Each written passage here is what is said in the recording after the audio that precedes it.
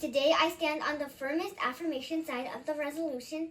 The USFG should create a policy in which nonviolent offenders serving prison time would be eligible to apply for early release based on the specific criteria. I stand here for 3 reasons: the difference between violence and stealing, jail overcrowding, and money. The specific criteria in this case means that the government provides supervision and limitations.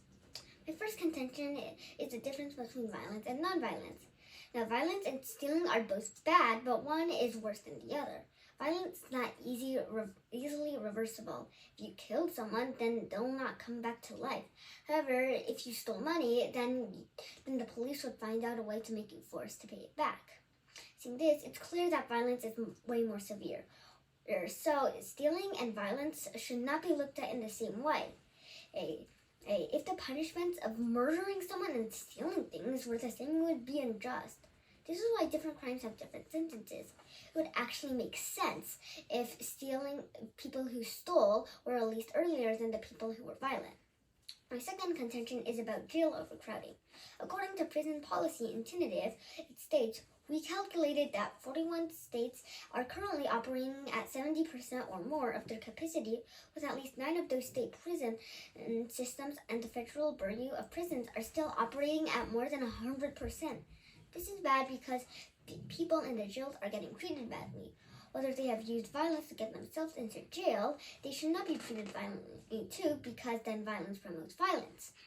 We'll let the people who didn't use violence just go a little earlier, and they would clear out valuable space in the prisons. And we can't build new jails because the new jails would immediately overflow with prisoners who have nowhere to go.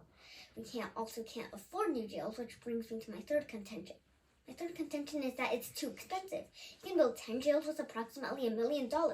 That's a lot just for 10 jails, and the government can't spend so much money for jails. We should concentrate on more important things like improving schools for students.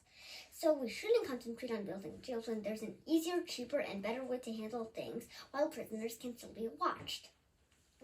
There would still be jails, but nonviolent offenders would be set free sooner, also knowing that they were being watched.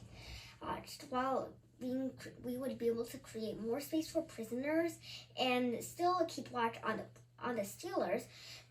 All the negation would do is cram more and more people into one jail and losing millions of dollars building new jails.